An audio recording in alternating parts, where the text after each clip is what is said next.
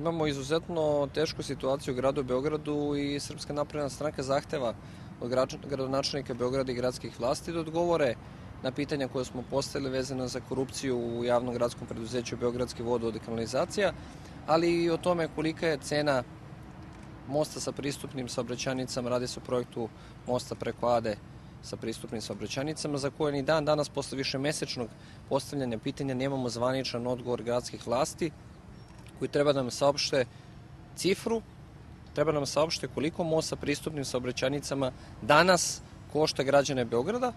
U ovom trenutku imaju poslednju privremenu situaciju, znači ne moraju da nam kažu koliko će on ukupno do kraja koštati u ovom trenutku, to ćemo ih pitati kad se most završi, ali prema poslednjoj privremenoj situaciji da znamo koliko su Beograđani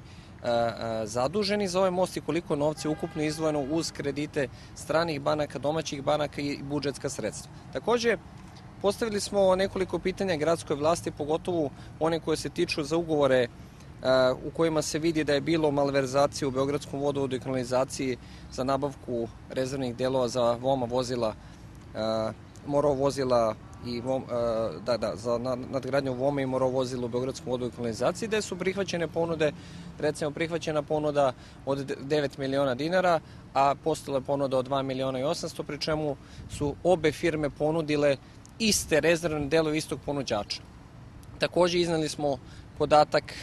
da su faktički za jednu godinu samo iznajmljivanje 8 mašina, od čega 3 kamiona, platili iznajmljivanje tih mašina negde oko 500.000 evra u dinarskoj protivvrednosti, a da vrednost potpuno novih istih mašina je negde oko 575.000 evra, samo da kažem, znači maltene u jednogodišnjoj eksploataciji bi isplatili celokupnu vrednost ovih mašina.